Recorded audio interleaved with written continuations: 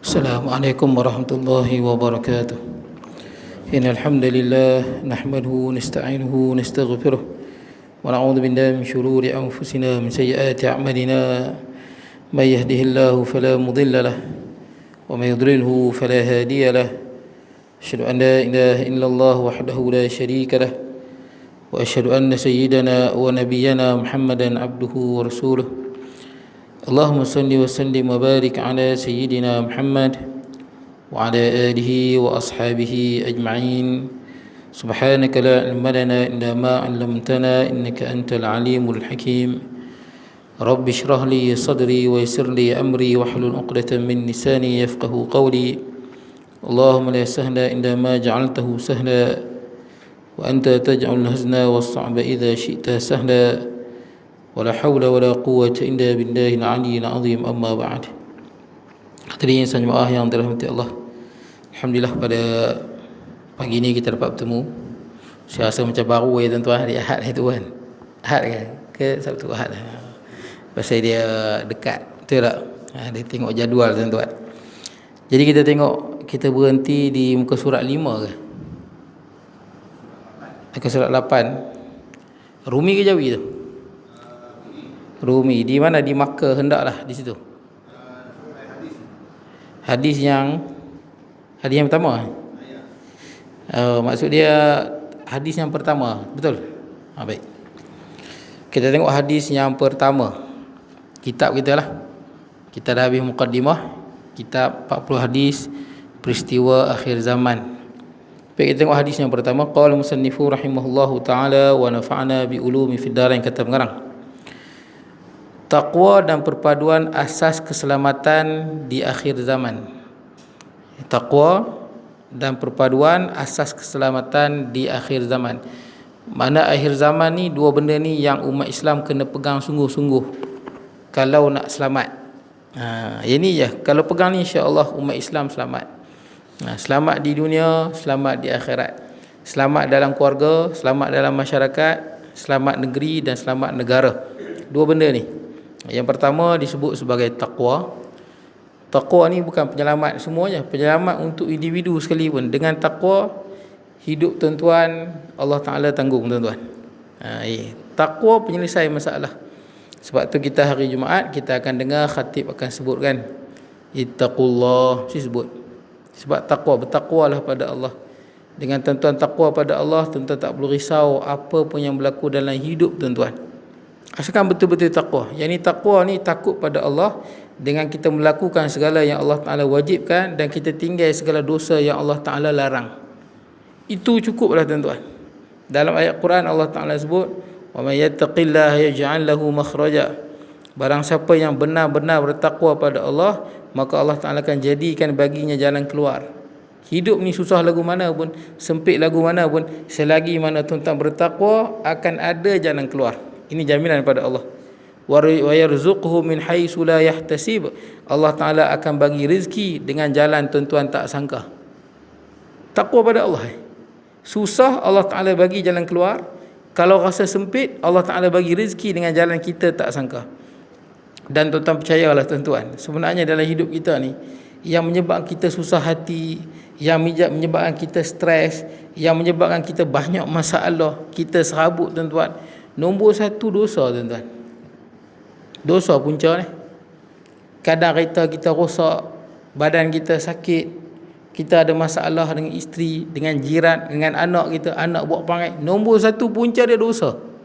Nombor satu. Yang kadang-kadang orang tak perasan. Dalam Quran Allah Ta'ala sebut, wa ma asabakum min musibatin fabima kasabat aydikum. Apa saja musibah yang menimpa kamu, yang kena kat diri kita ke, harta kita ke, isteri kita ke, anak-anak kita ke, mana-mana, hatta hubungan kita dengan siapa-siapa pun, semua kerana dosa-dosa yang kamu lakukan. Wa ya'fu an katsir, dan kebanyakan dosa yang kita buat Allah maafkan. Ini Allah Ta'ala tak balas. Kebanyakan dosa, sebahagian dosa yang kita buat Allah Ta'ala balas dalam kehidupan kita. Sebab tu tuan-tuan, takwa asas keselamatan. Takwa, pesan pada anak, takwa pada Allah Subhanahu wa Ta'ala. Dalam ayat yang lain Allah Ta'ala sebut, wallahu yatawallas salihin. Allah mengurus urusan orang yang soleh. Orang soleh ni orang taqwa. Tuan-tuan bertakwa sungguh pada Allah kat dunia ni, hidup tuan-tuan Allah Ta'ala terurus. Begitu. Itu yang pertama lah, takwa. Yang kedua adalah perpaduan. Yakni perpaduan nanti disebut ketaatan kepada pemimpin yang berkuasa. Begitu. Tak kira lah pemimpin yang berkuasa itu parti yang kita sokong ataupun parti yang kita tak sokong. Bila dia ada kuasa, maka sebagai rakyat kena taat segala benda yang diputuskan yang tak bercanggah dengan agama lah. Apa-apa sajalah. Undang-undang dan sebagainya, tak boleh bawa laju, tak boleh lebih 110, lampu merah tak boleh langgar. Itu memang kena taat. Yang tak boleh taat sekiranya arahan yang bercanggah dengan arahan Allah Subhanahu Wa Taala. La ta'ata li makhluq fi ma'siyatil khaliq. Tidak ada ketaatan pada makhluk dalam derhaka pada Tuhan. Itu tak boleh. Baik. Dan tak boleh redha dengan sebarang kesalahan, sebarang benda yang tak elok, tak boleh redha. Siapa pun buat. Siapa, asalkan dia manusia lah. Sekalipun dia raja seluruh dunia, dia buat benda yang salah, benda tu salah. Kita tak boleh redha. Redha bil kufri kufrun. Redha kepada kufur itu kufur. Redha dengan maksiat itulah maksiat. Tapi ketaatan perlu supaya negara itu aman dan damai. Baik, kita tengok hadis dia. An Abi Najih Al-Irbad bin Sariyah radhiyallahu an. Hadis ni daripada sahabat Nabi. Tuan-tuan kalau dengar hadis Nabi ni, kita mula baca satu hadis ni daripada Abi Najih Al-Irbad bin Sariyah radhiyallahu an. Semoga Allah redha padanya. Qal. Siapa Abi Najih ni? Pertama, Arab ni dia ada gelaran. Dia suka gelaran. Itu Arab. Macam tuan-tuan ada anak, katakanlah anak sulung tuan-tuan nama Muhammad. Nama tuan-tuan, katakanlah nama tuan-tuan Ahmad. Anak sulung tuan-tuan nama Muhammad. Orang Arab tak panggil tuan-tuan Ahmad. Orang Arab akan panggil ya Aba Muhammad. Wahai ayah Muhammad. Itu budaya Arab pada dulu lagi. Macam Nabi SAW. Anak Nabi yang pertama nama apa? Qasim. Betul tak? Qasim. Orang Arab tak panggil Muhammad. Ya Muhammad. Panggil apa? Kalau ramai-ramai gelaran kadang-kadang dia panggil ya Abal Qasim, wahai ayah kepada Qasim. Gitu. Dia ikut anak sulung tuan-tuan lah. Macam tuan-tuan ada anak nama Fatimah, anak sulung tuan-tuan. Kadang orang Arab panggil apa anak kita? Ya Aba Fatimah, wahai ayah kepada Fatimah. Itu budaya Arab. Dia suka gelar macam tu. Jadi Abi Najih ni maksudnya dia ayah kepada Najih. Dia ada anak nama Najih. Nama dia apa? Nama dia Al-Irbad bin Sariyah. Itu nama dia. Radhiyallahu an. Bila sahabat Nabi kita selalu guna radhiyallahu an. Kalau boleh juga guna pada ulama, ada juga orang guna radhiyallahu an. Tapi biasanya ulama kita guna rahimahullah. Boleh juga radhiyallahu an ulama. Kalau orang biasa kita tak guna radhiyallahu an. Kita guna rahimahullah, moga Allah merahmati dia. Kalau sahabat radhiyallahu an, moga Allah Taala meredainya. Qal, dia berkata, kenapa kita guna ni? Kerana Al-Quran guna yang ni. Ketika mana Allah Ta'ala sebut tentang sahabat, Allah Ta'ala sebut yang ni. Was-sabiquna al-awwaluna minal muhajirin wal ansar wal ladzina tabauhum bi ihsanin radhiyallahu anhum wa radu'an. Orang yang terawal-awal masuk Islam, mula-mula beriman pada Nabi, siapa dia? Sahabat Nabi, muhajirin dan ansar. Wal ladzina tabauhum, dan orang yang ikut dia. Tentang kena nak bahagia ikut muhajirin dan ansar. Tu kita dalam tahlil kita sebut apa? Tabi'in wa tabi'in tabi'in lahum bi ihsan ila yaumiddin. Maksudnya apa? Yang mengikut. Tabi'in tu yang mengikut. Ikut siapa? Sahabat Nabi ikut Nabi sallallahu alaihi wasallam. Sahabat Nabi. Sebab Nabi yang didik dia apa? Kemudian lepas Nabi sallallahu alaihi wasallam wafat, siapa tinggal sahabat? Siapa yang ikut sahabat? Tabi'in. Tabi'in ni golongan yang tak sempat bertemu dengan Nabi. Sempat bertemu dengan sahabat. Yang didik depa sahabat Nabi. Depa ikut sahabat Nabi. Sahabat Nabi ikut Nabi. Tabi'in ikut sahabat Nabi. Setelah sahabat Nabi meninggal, tinggal tabi'in. Lahir pula tabi'in, pengikut kepada tabi'in. Kita ni berapa tabi' dah tuan? Tabi', pengikut kepada pengikut sahabat. Jauhlah tuan-tuan. Jadi nak cerita tentang sahabat Nabi dalam Quran sebut radhiyallahu anhum wa radu an. Dalam ayat ini, laqad radhiyallahu 'anil mu'minina id yubayyi'unaka tahta asy-syajarah. Sesungguhnya Allah Taala redha kepada manusia, ini sahabat Nabi yang berbaiat dengan Nabi di bawah pokok baiatur ridwan dipanggil. Allah Taala sebut redha, tuan. Dan inilah gelaran yang paling tinggi tuan-tuan. Bagi manusia tuan-tuan. Itu yang kita baca dalam surah Al-Fajr. Ya ayyatuhan nafsul mutmainnah irji'i ila rabbiki radiyatan mardiyah. Nampak? Jadi orang yang baik waktu dicabut nyawa dia, malaikat akan sebut, wahai jiwa yang tenang, nafsu yang tenang, kembalilah kepada Tuhanmu dalam keadaan kau redha pada Allah, Allah redha pada engkau. Itu paling tinggi. Itu sebut radhiyallahu an. Kadang-kadang kita sebut juga setengah macam sahabat Nabi yang lain kan. Sayyidina Ali sebut karramallahu wajhah. Boleh juga sebut.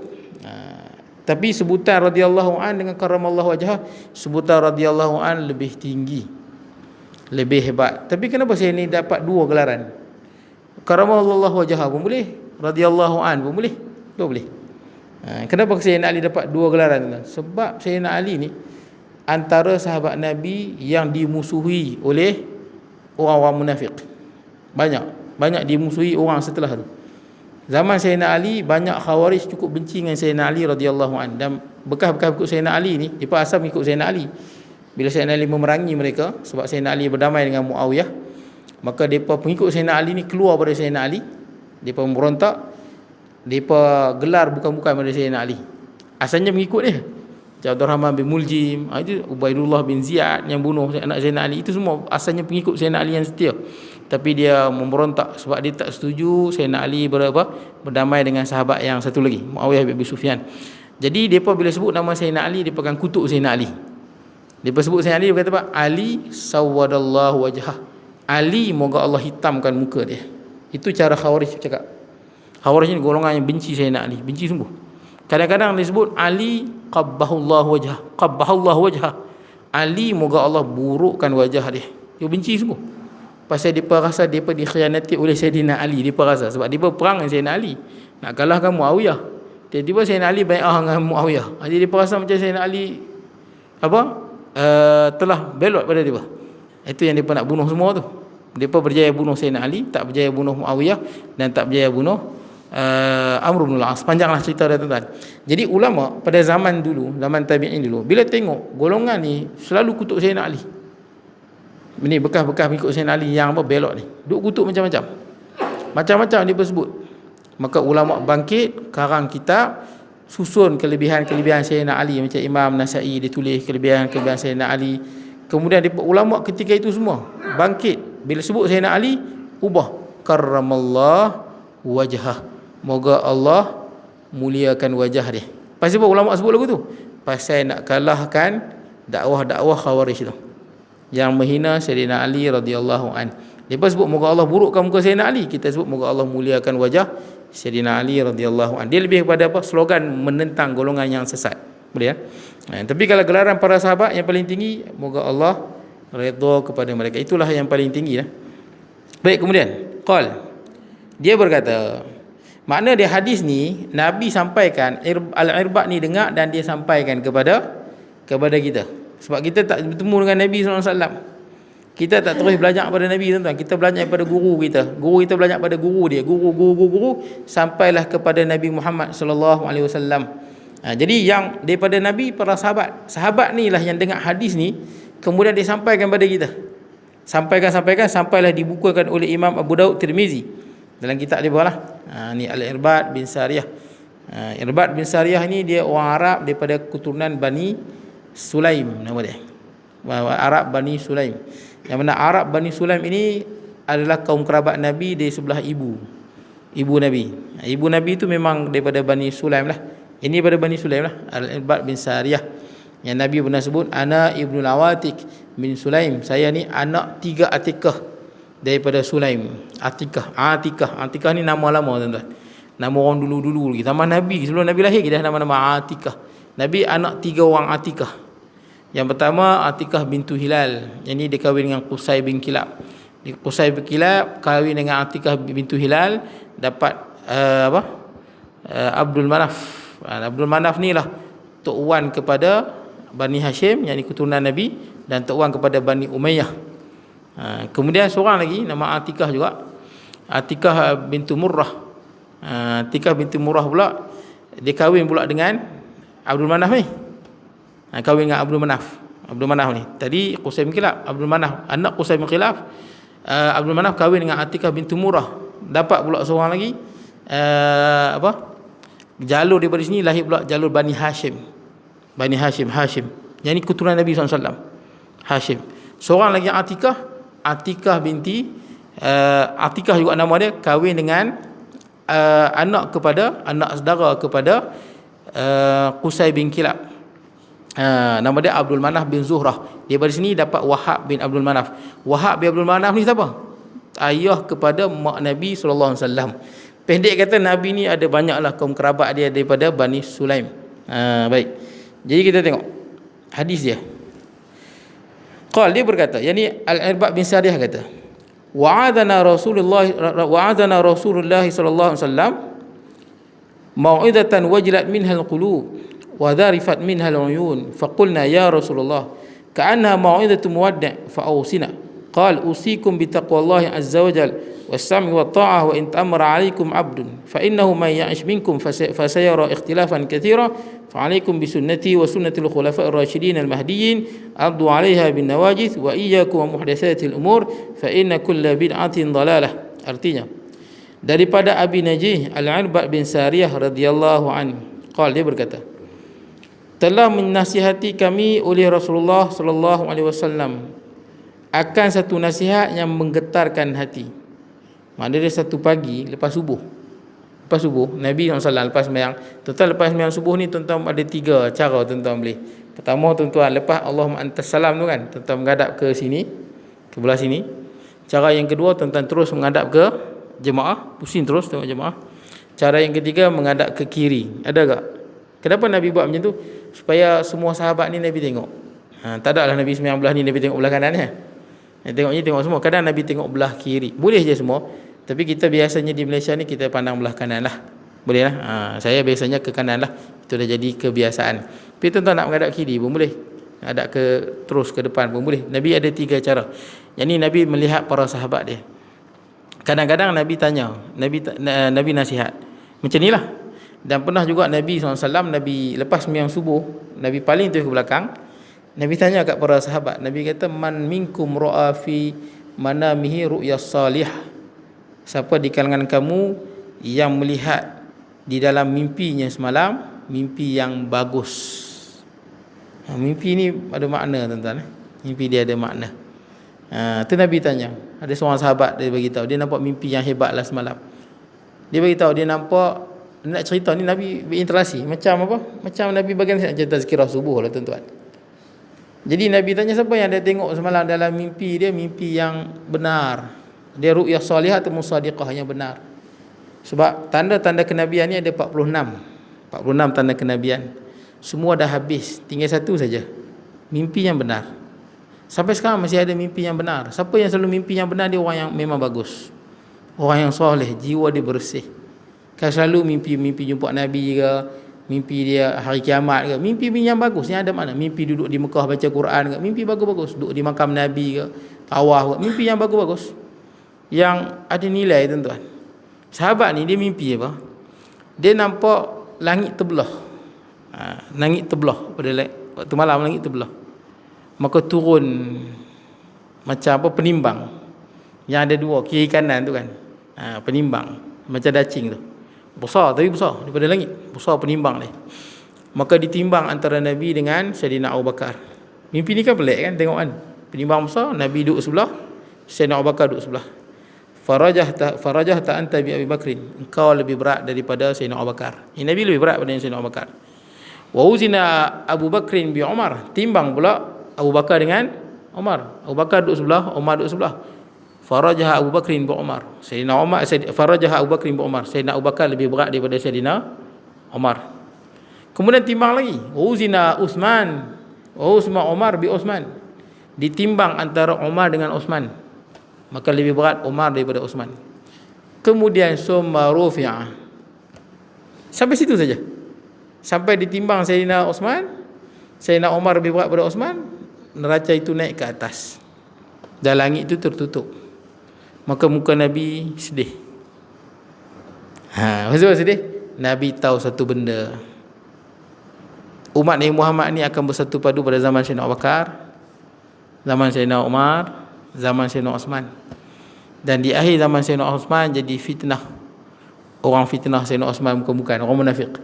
Sayyidina Uthman bagi jawatan kat adik-beradik lah. Sayyidina Uthman ni tak adil lah, kronism lah. Orang fitnah bukan-bukan. Yang fitnah ni bukan sahabat Nabi, orang yang tak pernah bertemu dengan Nabi. Jahat-jahat ni orang jahat, Khawarij, golongan Khawarij je. Dia berfitnah sampai Sayyidina Osman mati terbunuh. Kemudian naik Sayyidina Ali. Masa Sayyidina Ali naik, politik dah kacau bilau dah. Sayyidina Ali nak cuba satukan, tak berjaya tuan. Sehinggalah Sayyidina Ali pula mati dibunuh. Dan sampai terus sejak daripada Sayyidina Osman, umat Islam memang selalu bertembung dalam banyak isu. Maksud dia dari situ pintu fitnah tu dah terbuka. Dan dia takkan nak tertutup lah. Maka Nabi tahu daripada mimpi tu. Tapi itulah tuan-tuan, sikap lah, kerana sikap manusia sendiri. Baik tuan-tuan, kemudian saya tengok apa yang kata Irbad bin Sariyah ni. Kemudian Nabi bagi nasihat yang menggetarkan hati. Memang Nabi seolah-olah masa ni pun Nabi dah hampir meninggal dunia. Nabi dekat-dekat lah. Sahabat dengar nasihat Nabi ni macam kuliah subuh lah. Sahabat Nabi semua rasa takut. Satu nasihat yang cukup hebat lah. Baik, kemudian dan menitiskan air mata kami ketika mendengarnya. Sahabat Nabi rasa takut, dan para sahabat Nabi radhiyallahu anhum ajma'in, mereka rasa menangis. Bukan sekadar takut dan menangis.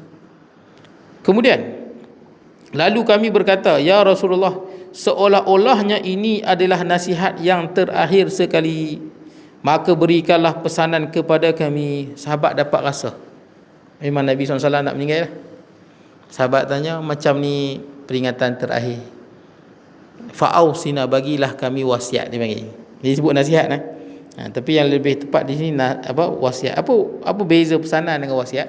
Sama aja, cuma wasiat ni satu pesanan yang sangat penting yang kita kena pegang selagi nyawa di kandung badan. Itu wasiat. Ni saya wasiatkan hang ni. Ni aku wasiat. Wasiat ni benda yang cukup penting lah. Aku wasiat. Ni Nabi wasiat ni maksud dia, ini pesanan Nabi yang sangat penting bagi umat Nabi SAW. Kena pegang sungguh. Baik. Lalu baginda bersabda, yang pertama apa kata Nabi SAW? Aku berwasiat akan kamu. Ini pegang sungguh-sungguh ni. Pesanan yang cukup penting. Pegang sungguh-sungguh. Aku berwasiat akan kamu, ini para sahabat dan seluruh umat Nabi SAW. Sentiasa bertakwa kepada Allah. Pertama takwa. Tu yang hari Jumaat tuan-tuan dengar takwa tu. Dengan takwa hidup tuan-tuan menjadi selesai. Allah Ta'ala urus kehidupan tuan-tuan. Takwa pada Allah. Yang kedua, dan mendengar serta taat kepada pemimpin, sekalipun yang memimpin kamu itu hanya seorang hamba. Di sini ada dua benda yang kita faham tuan-tuan. Yang pertama, siapa pun menjadi pemimpin kena taat pada dia. Cuma tuan-tuan masa mengundi, tuan-tuan terpulang, tuan-tuan boleh undi yang mana tuan-tuan rasa dia elok. Betul tak? Tuan-tuan rasa yang ni bagus, tuan-tuan undilah. Tuan-tuan rasa dia ni tak elok, bawa masalah. Yang mana kita rasa dia tak elok, kita undi dia, kita berdosa. Yang mana orang yang kita yakin dia ni elok, insya-Allah boleh bawa keamanan, kita undi dia dengan kefahaman lagu tu, insya-Allah mendapat pahala. Nah, insya-Allah. Pasal bila seolah-olah kalau kita tahu dia tu zalim, kita dah kenal dia zalim jahat, kita undi dia dan dia buat kezaliman, kejahatan, kita sama dengan dia, redha dengan dia. Tapi sekalipun dia naik, katakanlah yang naik pemimpin tu orang yang kita rasa dia tak elok lah, tapi dia naik dan dia ada kuasa, dia dah dapat kuasa, maka kena taat pada dia dalam benda-benda makruf. Benda-benda makruf lah, benda yang tidak bercanggah dengan agama. Pasal apa tuan-tuan? Bila memberontak pada pemimpin, dia dalam ni maksud dia taat di sini jangan bangkit memberontak, menjatuhkan dia. Tuan-tuan boleh tengok mana-mana negara lah tuan-tuan yang memberontak, semua hancur. Yaman, Syria, Libya yang paling sedih. Libya, Muammar Gaddafi tu kalau ikutkan boleh kata pemimpin yang antara paling bagus di dunia tuan-tuan. Dia pemimpin yang sangat tak kedekut dengan rakyat dia, Muammar Gaddafi. Boleh baca cerita dia. Kalau dia ada kekayaan minyak, banyak bagi pada rakyat dia, banyak dia bagi sungguh kat rakyat dia, Muammar Gaddafi. Tapi disebabkan fitnah. Orang fitnah dia ni, Muammar Gaddafi ni adik-beradik dia sajalah, macam fitnah. Libya sampai sekarang tak aman, perang. Mungkin sekarang ni dia kuranglah sikit kot. Tapi bila jatuh Muammar Gaddafi, kan tuan-tuan tahu ada video dia kan, dia kena bom. Dia bom waktu dia nak lari keluar dari Libya tu, NATO bom dia. Memang Amerika benci Muammar Gaddafi ni, pasal dia bijak. Dia nak umat Islam ni bersatu, guna satu duit yang satu, jangan bergantung pada dolar. Itu antara dia lah. Bijaknya Muammar Gaddafi. Masa dia lari dengan keluarga tu, NATO yang bom. Tapi dia tak mati, anak dia mati. Kesian dia, keluarga dia mati, Muammar Gaddafi ni. Tapi dia selamat, dia lari. Dia lari masuk dalam apa? Masuk dalam terowong bawah tanah. Rakyat dia tangkap dia, rakyat dia bunuh dia. Malah dia ambil pisau, dia tikam dia. Tikam suruh bunuh dia. Tikam belakang dia. Kemudian dia dah mati. Dia dah mati, sedih rakyat Libya. Pasal apa? Bila mati Muammar Gaddafi, maka ramai yang nak take over, nak apa? Dapatkan kuasa. Ada Haftar, General Haftar. General Haftar ni disokong oleh Arab Saudi dan negara. Dia nak cuba take over negara tu dengan kekerasan. Perang. Satu lagi kerajaan yang sah. Yang Haftar ni disokong oleh Arab Saudi dan oleh Rusia. Yang satu lagi kerajaan yang sah ni disokong oleh Turki. Tapi hebat tak hebat Turki tu, Turki boleh tolong kerajaan ni kalahkan Haftar, tuan-tuan. Walaupun Haftar guna teknologi yang canggih, teknologi Turki boleh take over lah teknologi Rusia. Jadi lagi saya tahu perang ke tak perang, cuma rakyat Libya sedih. Saddam Hussein, orang kata jahat dan sebagainya. Saddam jatuh sampai sekarang Iraq tak bahagia. Kerana pemimpin itu, okey, mungkin dia ada kurang dia satu sudut. Tapi bila dia hilang, kita akan tengok tak ada dah pemimpin macam dia. Kadang-kadang kan kita boleh nampak kan. Bila dia merintah, mungkin orang kata dia macam-macam, tapi rakyat senang. Yang ni dapat, yang tu dapat, yang ni dapat. Betul tak?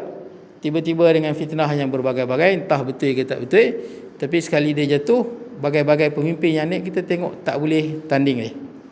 Saya tak nak sebut lah siapa, tapi tuan-tuan boleh fikir, kadang-kadang nampak. Sebab tu Nabi sebut lah, yang dalam ni taat di sini, maksud dia jangan bangkit perang. Jangan bangkit perang. Seperti memerontak pada dia lah. Jangan merontak pada dia. Cumanya kalau macam kita di Malaysia ni, pelihara itu bebas lah, terpulang lah. Dia panggil sistem demokrasi. Dia asalnya tidak ada dalam Islam. Yang ada dalam Islam sistem syura. Pemimpin ni dilantik oleh satu badan yang ada dalam tu pakar-pakar politik dan ulama, mereka yang pilih. Asalnya begitu. Sekarang dah tak ada. Yang ada sistem demokrasi. Jadi bila yang tu yang ada, maka mana-mana orang yang terlibat dengan sistem demokrasi ini, masa nak mengundi itu bertanggungjawab. Nah, kalau tak tahu nak pilih mana, sembahyang isyarah, mana yang paling elok. Masuk hadis ni, bila dia dah ada kuasa, taat. Itu saja, taat. Baik. Sebab bila lawan, nak pernah sahabat sebut dalam hadis yang lain, sahabat tanya, Nabi akan sebut nanti akan ada setengah pemimpin umat Islam, yang mana asaratan, yakni dia mengutamakan diri dia dengan keluarga dia, kroni dia. Yang mana bila dia dapat kuasa, dia dapat banyak projek, adik-beradik dia banyak projek, banyak kuasa. Jadi sahabat tanya dah, rakyat susah, afala nuqatiluhum, afala nunabidhum, boleh tak kami ni bangkit lawan, perang, jatuhkan dia? Nabi tak bagi. Dia katalah, ma aqamu fikumus salah, selagi mana nampak pemimpin itu solat. Nampak di bismillah Jumaat kan? Jangan. Pasal apa? Bila bangkit lawan mana-mana pemimpin, maka negara Islam akan hancur. Bila apa jadi negara Islam akan hancur? Musuh Islam akan take over. Gitu ya. Tuan-tuan boleh tengok bila dalam negara Islam bertembung sama Islam, hak luar tu dia tengok betul tak kan? Dia tengok terutama dia akan ambil pengkhianat jadi ya. Tuan-tuan boleh tengok bagaimana kejatuhan Melaka, ada pengkhianat. Pasal apa? Ada masalah dalam tu. Yang hak khianat ni keluar tolong Portugis. Baca peperangan Kedah dan Siam dulu kan, yang berapa ribu umat Islam yang terkorban. Dia ada konflik dalaman. Jadi yang hak konflik dalaman ni, inilah yang pembelok, dia pergi ke Siam. Dia pergi ke Siam, dia report kelemahan umat Islam, habis Siam attack habis. Langkawi semua kena tawan. Biasanya gitulah. Pertemuan sama umat Islam, musuh-musuh Islam yang benci pada Islam, dia akan ambil pengkhianat yang boleh menghancurkan negara Islam. Baik, ala kulli hal, kena taat lah. Segala benda yang makruf. Contoh dia apa tuan-tuan? Contohnya macam saya lah. Saya kaki tangan awam kerajaan. Kalau mana-mana kerajaan yang apa, government of the day dia panggil, yang merintah. Sekarang ni kena pakai baju batik hari apa tuan-tuan? Kalau Khamis. Katakanlah government of the day yang menang, kita ubahlah, jangan hari Khamis lah, hari Isnin. Pakailah. Benda simple je, betul tak? Tak perlu merontak pun. Yang tak boleh taat apa? Tak boleh pakai tudung. Yang ni tak boleh taat. Pasal apa? Pasal ingkar kepada Allah Subhanahu Wa Taala. Ataupun tak boleh apa? Kena buat maksiat lah. Apa saja perintah dia yang bercanggah dengan agama tak boleh. Sekalipun dia raja dunia tuan-tuan, perintah dia bercanggah dengan agama tak boleh taat. Begitu. Kemudian, sesungguhnya siapa yang panjang umurnya daripada kamu, pasti ia akan melihat perselisihan yang banyak. Tuan-tuan boleh tengok. Banyak berselisih tuan-tuan. Manusia ni berselisih. Sebab tu dalam berselisih manusia ni kena ada yang munsif. Munsif ni maksud dia yang sederhana, yang insaf. Biarlah perbezaan ini kerana apa? Pasal kita nakkan kebenaran itu saja. Dan menjaga adab, tuan-tuan. Ada adab. Pertama saya tengok kalau di Malaysia ni lah, kalau berbeza dalam politik itu bukanlah makna bermusuh hingga keluar batasan-batasan agama. Semua Islam kan.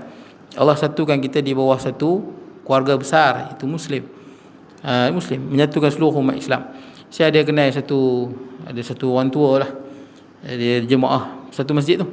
Dia ni friend saya kat Facebook.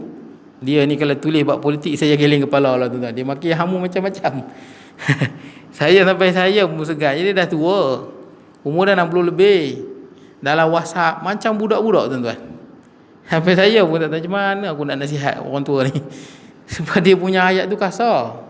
Ayat dia tu kasar lah. Memang kalau setakat bodoh bangang ni memang biasa dia tulis. Saya risau bukan apa, dia tulis-tulis satgi sakit jantung meninggal. Betul tak? Tulisan tu duk ada. Orang baca dosa duk turun. Betul tak? Sebab tu jaga-jaga benda yang kita nak tulis dalam WhatsApp, dalam Facebook, benda tu ada. Kita dah mati, benda tu masih ada. Saya pernah jumpa satu orang muda lagi, umur 30 lebih. Dia ni kaya jugalah, dia berniaga vape. Isap rokok kan, berniaga tu. Rokok elektronik. Dia ni rajin lah tulis bukan-bukan, duk maki hamun, pasal politik lah. Tulis. Duk maki hamun lah. Esok pagi mati dia. Orang Kedah mati lah.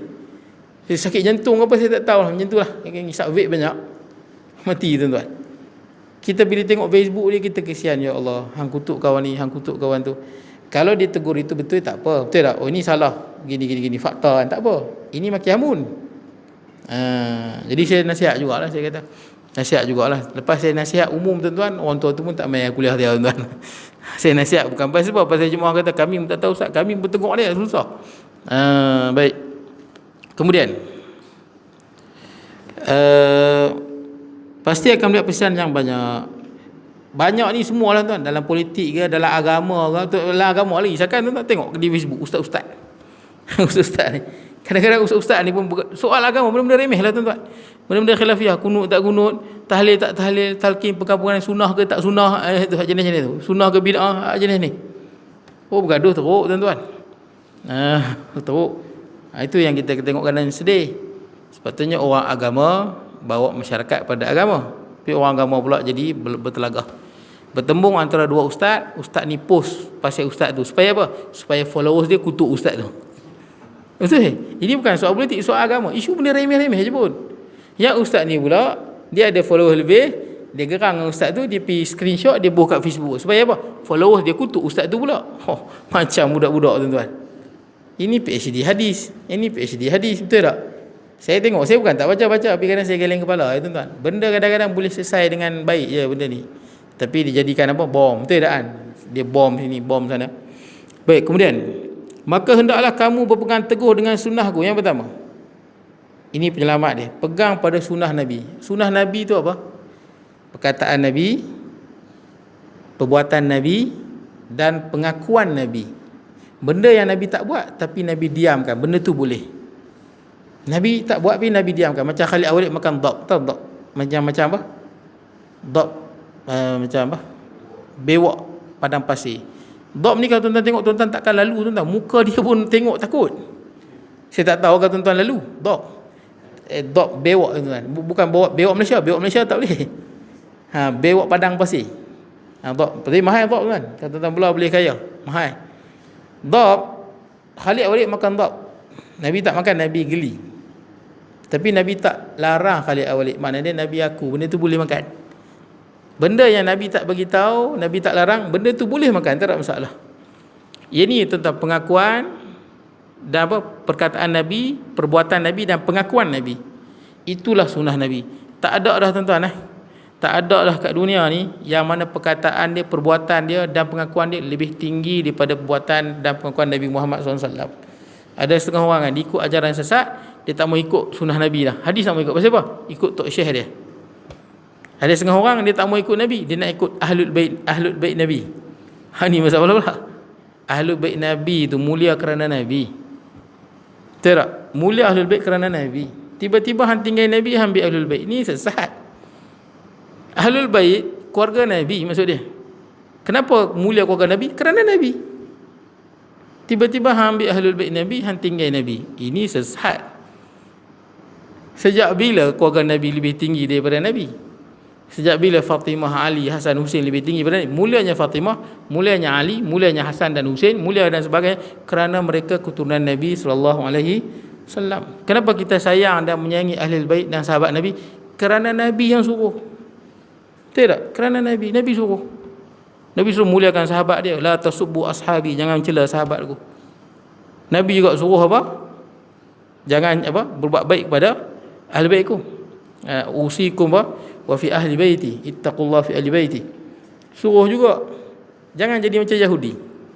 Yahudi dia ambil sebahagian Nabi, dia cela sebahagian Nabi yang lain. Macam juga macam tu. Ambil ahlul bait Nabi, cela sahabat Nabi, panggil Yahudi ya.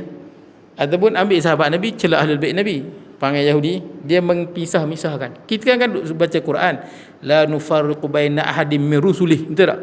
Kita tidak membeza-bezakan antara mana-mana rasul. Kita beriman semua. Sahabat Nabi, Nabi suruh muliakan, Al-Quran muliakan.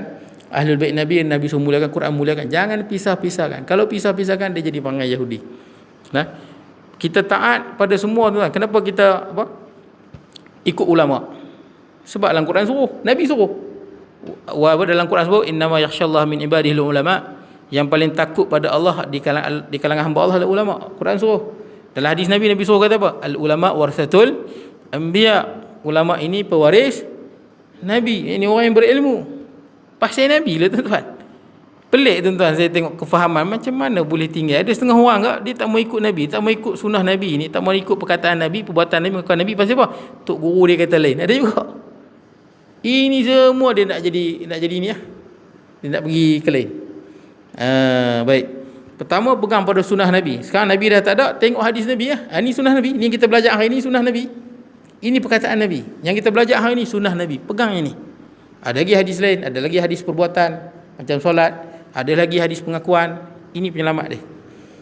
Kemudian dan sunnah para khulafa ar-rasyidin al-mahdiyyin, dan khalifah yang mengetahui kebenaran dan mendapat pemimpin ke jalan yang benar. Siapa dia tu khulafa? Bila sebut khulafa, maksud dia yang memegang tampuk kuasa setelah Nabi, pengganti Nabi. Siapa yang ganti Nabi? Sayyidina Abu Bakar. Sayyidina Abu Bakar, Umar. Lepas Umar, Osman. Lepas Osman, Ali. Empat ni. Empat ni lah yang dipanggil, yang kita duk baca hari sembahyang tarawih kan. Khulafa ar-rasyidin, khulafa yang bijaksana, al-mahdiyyin yang mendapat petunjuk. Empat ni. Dan empat ni lah yang paling afdal. Sayyidina Abu Bakar, pak mentua Nabi kan. Sayyidina Umar, pak mentua Nabi. Sayyidina Osman, sahabat Nabi yang antara paling banyak bantu Nabi dalam peperangan. Banyak perang, dialah paling banyak tolong. Ali bin Abi Thalib, menantu dan merangkap juga sepupu Nabi sallallahu alaihi wasallam. Empat ni. Sayang Sayyidina Abu Bakar, Sayyidina Umar, Sayyidina Osman dengan Sayyidina Ali benci, sesat. Sayang Sayyidina Ali dengan Osman, lagi yang lain benci, sesat. Sayang Sayyidina Ali saja, yang tiga lagi benci, sesat. Sayang yang tiga saja, Abu Bakar, Umar, Osman, Sayyidina Ali benci, sesat. Semua sesat. Yang betulnya empat-empat ni sahabat Nabi, empat-empat ni dimuliakan oleh Allah Subhanahu wa ta'ala. Kan baru ni Malaysia baru sampai anak cucu Sayyidina Ali kan, siapa nama? Habib Omar. Ada baru ni dengan Perdana Menteri lah apa, Dr. Ali Jumaah. Dia tu keturunan Nabi. Keturunan Nabi sekarang ni yang ada yang betul-betul keturunan Nabi, ada yang mendakwa tapi bukan. Dia banyak tuan-tuan. Tapi Habib Omar tu memang betul. Habib Omar ada dengar.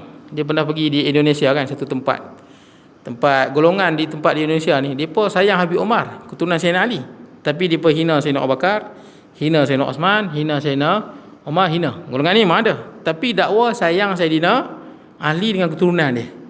Dakwa. Ada video dia di YouTube. Kena marah dengan Habib Omar. Habib Omar kata ni bukan mazhab ahli sunnah, ni mazhab syaitan. Mazhab ni mazhab syaitan. Laisal mu'min bit-ta'an wala la'an wala al-badhi wala al-fahish. Orang beriman ni bukan yang melaknat, yang menta'an, apatah lagi menta'an, melaknat ini kepada sahabat Nabi Abu Bakar, Umar, Osman. Ini tinggi tuan-tuan darjat dia. Baik, kemudian saya habiskan tuan-tuan.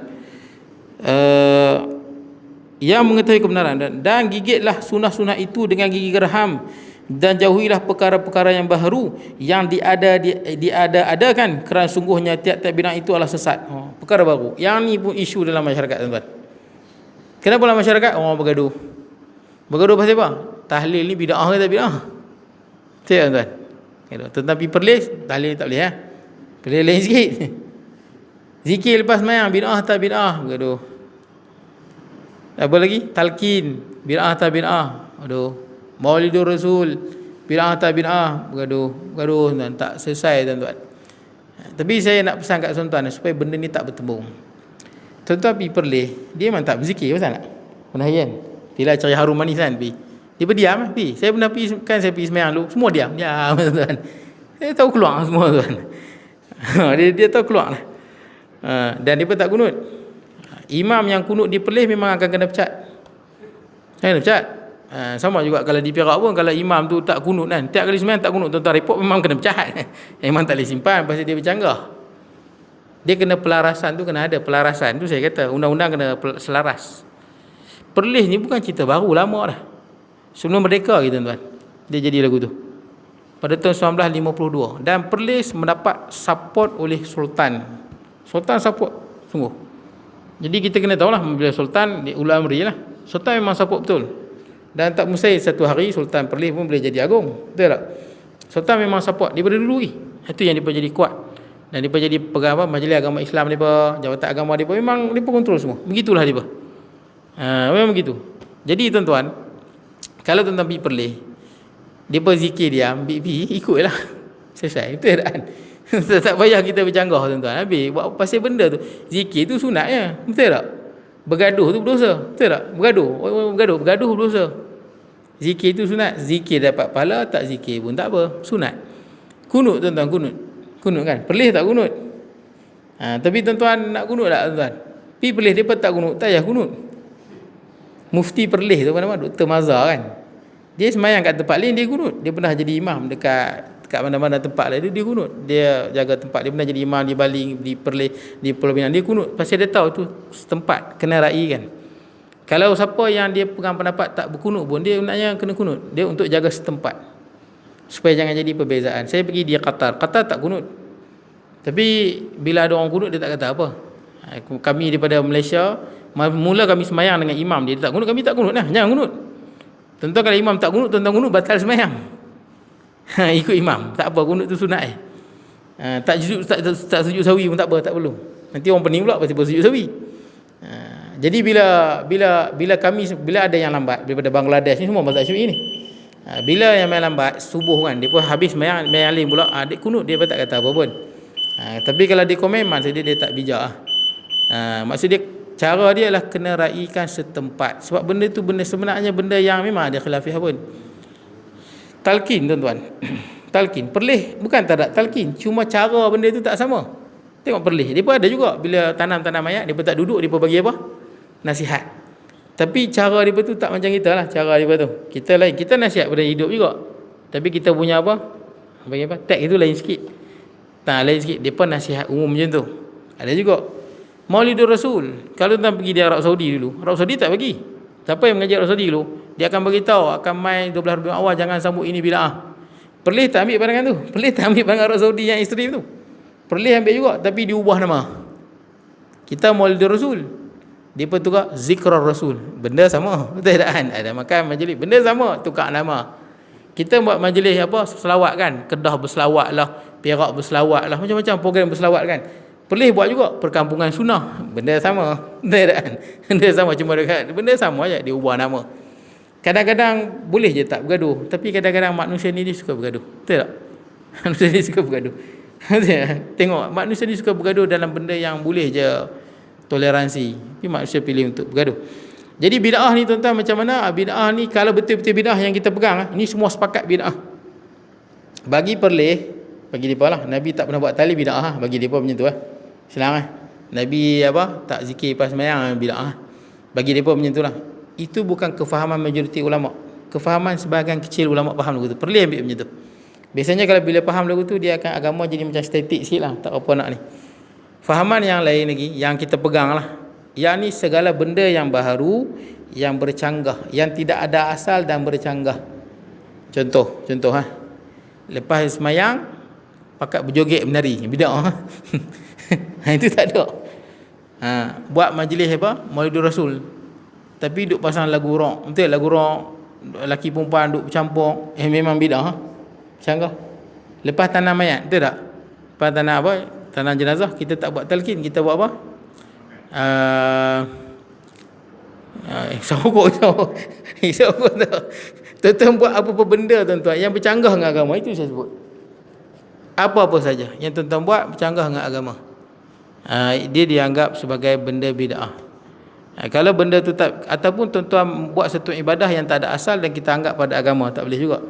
Kita buat lepas sembahyang subuh baca surah ni kelebihannya begini, padahal Nabi tak pernah sebut. Itu tak boleh. Tuan-tuan boleh baca surah apa pun, baca ayat Quran apa pun. Tuan-tuan nak baca qul huwallahu ahad 1000 kali boleh. Tapi jangan kita tipulah, siapa baca 1000 kali Nabi bersabda dapat gini-gini, padahal tak ada. Itu tak boleh lah. Jadi pendek kata begitulah. Dalam isu-isu tu, kalau tuan-tuan pergi di negara Arab, tuan-tuan pergi di mana? Pergi di Perlis, tuan-tuan ikut dia tuan-tuan. Lepas itu benda yang apa? Tak ada apa pun, betul tak kan? Tak ada apa. Berzikir, dia bukan tak berzikir seorang-seorang. Tapi orang Perlis pula, mai di Perak, mai di kawasan negeri-negeri ni, dia kena apa? Dia kena hormat tempat ni. Kadang ada masalah juga, macam pernah di masjid Kampung Diu, masjid ada seorang ustaz tu, dia ikut pahaman Perlis. Dia selalu sebut tahlil ni bid'ah, talqin ni bid'ah. Dia jadi bertembung kan. Jadi masjid Kampung Diu, masjid ni pun report kepada Jabatan Agama, dan Jabatan Agama panggil ustaz ni. Kena panggil nasihat. Sebab dia, benda ni nak bincang dalil tak habis. Betul lah, nak cerita hujah tak habis. Panjang. Lalu nasihat, kalau dia tak taulih, dia hukuman dia taulih akan ditarik. Ustaz tu ada taulih juga. Dan satu lagi didenda 3,000 kot, macam itulah. Kadang-kadang kena tahan dekat penjara apa? Jabatan Agama Islam. Jabatan Islam ada penjara kat tuan-tuan. Bukanlah penjara jaring, di bilik je lah tuan-tuan. Tapi macam kena kurung lah, duduk dalam tu. Itulah 2-3 malam. Hadis yang mengatakan itu dapat buat. Macam mana? Hadis yang dibaca yang mengatakan ini hadis tak ada. Hadis tak ada kefahaman.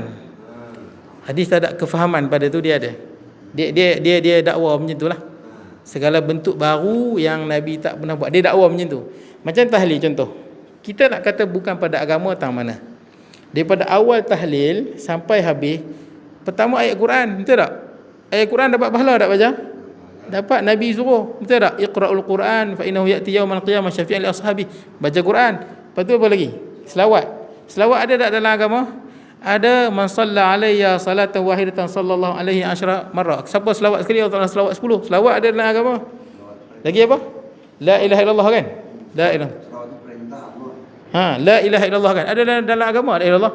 Ada, Nabi suruh jaddidu imanakum bila ilaha illallah, perbaharurilah iman kamu dengan la ilaha illallah. Lepas tu doa dalam agama tak? Ada. Cuma dia pun tak setuju tak mana? Susunan tu, itu je. Oh, tak ada. Khusus tak ada lah. Sebenarnya banyak dalil khusus yang tak ada. Perkampungan sunnah ada dalil khusus.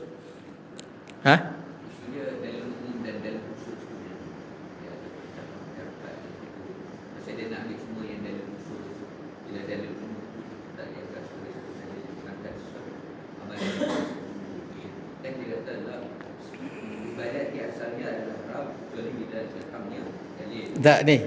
Dan ibadah yang asalnya haram, siapa sebut? Ibadah asalnya haram, siapa sebut? Sampai datangnya dalil.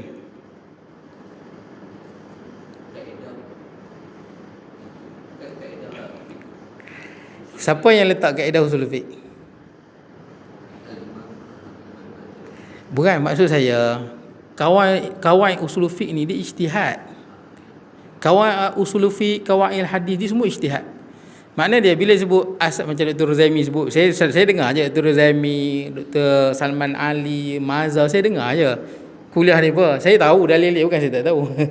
Dia berkata asal ibadah itu haram sehingga datang dalil. Siapa yang sebut? Okey, dia kata ulama yang sebut. Kalau ulama yang sebut, itu ijtihad, betul tak? Ulama ni keluarkan pandangan begitu, ulama ni ijtihad yang lain pula, betul tak? Dia kata agama tu boleh selagi mana tidak ada dalil yang bercanggah. Jadi dua pandangan yang bertembung.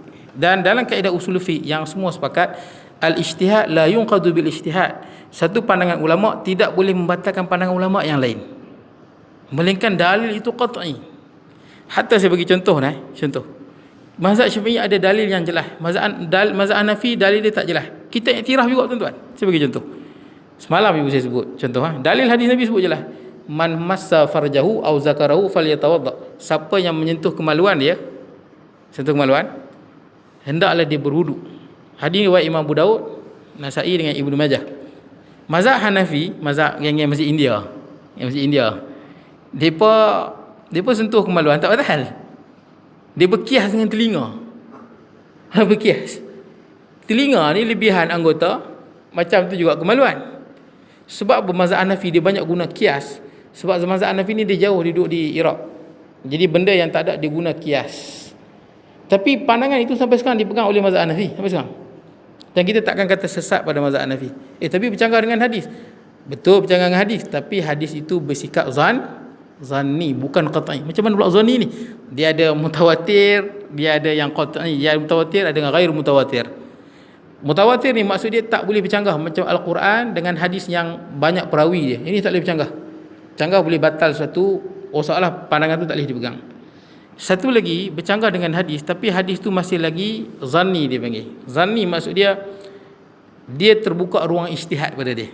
Ulama boleh berijtihad. Sama juga macam Dr. Rora dia sebut kan. Apa? Asal hadis itu adalah palsu dia kata. Melainkan dibuktikan benar. Itu juga kaedah yang ulama letak. Kalau dalam contohnya lah macam tadi disebut, dalam Quran sebut kan, ataupun dalam hadis qat'i sebut, asal ibadah adalah haram kecuali yang ada dalil khusus. Tapi benda tu tak ada. Faham maksud saya? Benda itu pandangan, kesimpulan yang dibuat oleh para ulama. Sebab tu kalau bagi qawaid macam qawaid fiqhiyah, ini ulama yang ambil daripada Al-Quran atas dasar ijtihad. Dan qawaid fiqhiyah ni adakah sepakat? Tak semua sepakat. Yang ulama sepakat ni dua sahaja. Dua sahaja ulama ijma'. Pertama Quran hadis, sepakatlah. Dua lagi apa? Ijma' dan qiyas. Istihsan, mazhab lain tak terima. Mazhab istihsan digunakan oleh mazhab Hanafi, mazhab lain tak terima. Contoh golongan mazhab Rora, saya hormat aja, depa orang ada ilmu, depa ada hadis apa semua, saya hormat. Saya dengar aja tazkirah ada buku dia saya ada. Saya beli je sebab saya nak tengok sudut pandang dia. Sudut pandang dia bagaimana dia berhujah. Jadi kita tahu sudut pandang yang lain. Jadi contohnya lah, depa tak mau bid'ah hasanah. Depa ganti dengan masalihul mursalah. Masalihul mursalah adalah ijtihad dalam mazhab Maliki. Dia bukan ijma'. Bukan ijma'. Dan mereka ambil masalahul mursalah sebagai pengganti pada bid'ah hasanah. Padahal masalahul mursalah itu juga ada ladang ijtihad, bukan ijma'. Seperti mana konsep bid'ah hasanah yang mereka tak terima, masalahul mursalah juga tak diterima. Masalahul mursalah diterima oleh mereka ambil pandangan ni, sebagian lagi ambil bid'ah hasanah. Padahal bid'ah hasanah ni siapa sebut? Imam Syafi'i yang sebut. Jadi sebahagian mereka hormat Imam Syafi'i lagi. Sebahagian mereka kadang-kadang mereka sebut Imam Syafi'i ni siapa? Kadang-kadang lah. Kalau macam tu Imam Malik siapa pula? Masailul mursalah. Nabi tak pernah sebut. Ini daripada Quran. Sama juga bid'ah hasanah. Kefahaman yang diambil daripada Al-Quran. Tapi ala kuliah itulah saya sebut lah. Saya dah tengok debat Ustaz Ungku dengan Ustaz Dr. Rora kan. Saya tengok 3-4 kali. Dalil dia pun saya tulis gitu tuan. Saya tengok debat Dr. Mazhar dulu di Perak buat debat dengan Dr. meninggal dah Aziz Hanafi ke? Saya lupa. Meninggal dah Dr. Aziz Hanafi tu. Anak orang Malaysia yang pertama dapat PhD di Al-Azhar. Debat di Perak buat. Tak selesai juga tuan-tuan. Pendek kata semua ada hujah tuan-tuan. Sebab tu saya nampak hujung dia hormat, itu saja.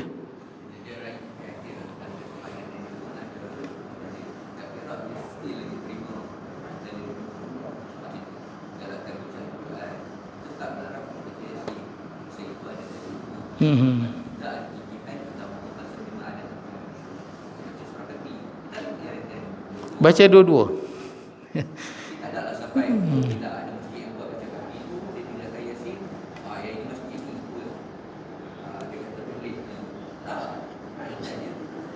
Kalau antara dua tu lah, Yasin dengan Al-Kahfi, saya akan baca Al-Kahfi kalau saya lah. Sebab itu dalil kita mengaji dalil yang kuat Kahfi. Tapi di masjid, bila masjid pula kadang dia buat Yasin, kita ikut je. Sebab kadang-kadang bila masjid tak baca, bila kita nak baca? Betul tak? Itu je kita ikut bila masjid. Lagi satu, masjid juga bagus juga isu ni, bukan apa. Setengah masjid kadang Khamis malam Jumaat dia pun tak mau tukar kuliah, betul tak? Tak mau, dia pun nak macam seolah-olah Yasin itu wajib. Itu jadi tak kena lah. Itu tak kena. satu kemestian. Seolah-olah bila masjid malam tu nak buat program lah, contoh nak sambut orang pergi haji ke kan, nak baca, tak pun nak buat madu rasul ke, nak buat apa, ada setengah ni kata tak boleh, seolah-olah macam apa, macam wajib. Itu macam tak kena lah, boleh lah. Tapi saya kalau masjid baca Yasin. Tapi kalau masjid tak buat baca Yasin, malam tu saya kuliah, saya memang boleh kata tak ada lah baca Yasin ni tuan. Banyak masjid lah ni malam apa Jumaat, kami malam Jumaat lah ni memang mereka kuliah. Jadi saya baca Al-Kahfi. Yasin saya tak baca pun. Kadang Yasin bila baca kat sekolah memang baca pagi Jumaat. Pagi Jumaat memang sekolah baca. Tapi kalau saya antara Yasin dengan Kahfi, saya baca Al-Kahfi. Dalil dia banyak. Tapi kalau tuan-tuan nak baca dua-dua lagi bagus. Dia. Yang tak bagus? Tak baca langsung okey lagi. Hang sesat, kini sesat. Itu jam. Itu saja. Boleh lah. Kita boleh lapang dada tu baguslah. Saya ingat akhir zaman ni umat Islam belajar lapang dada. Betul tak? Itu saja, belajar lapang. Benda kita boleh tolak ansur. Benda yang kita tak perlu nak tulis kasar-kasar dalam Facebook ke apa kan, tak perlu. Nak tulis yang baik-baik lah. Baik tuan-tuan. Bismillahirrahmanirrahim. Allahumma ja'al jam'ana hadha jam'an tafarruqana wa ba'id tafarruqan ma'sumah wa la taj'al minna shaqiyyan wa la mahruman wa la matrudan wa sallallahu nabiyina Muhammad wa ala alihi wa sahbihi barik wa sallam. Alhamdulillahirabbil alamin.